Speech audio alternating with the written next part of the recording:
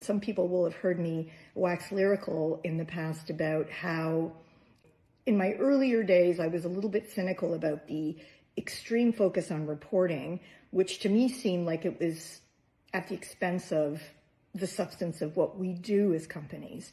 In fact, I've been chastened by my own experience, because what I've discovered is that when companies are basically pressured to report more fully than they had been before, and therefore comply, they discover things about themselves that they didn't know. And in being transparent about these things they previously didn't know, they find that there are areas where they need to improve. So it's the old, what you don't measure, you can't manage, but what you don't report, you don't bother to measure.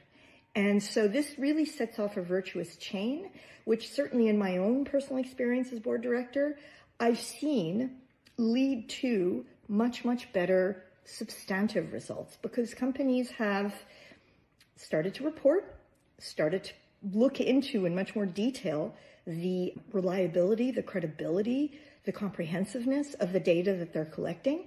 They're identifying gaps that they're not happy about, and they're going to the trouble of fixing them. In fixing those reporting gaps, they're fixing the underlying performance gaps.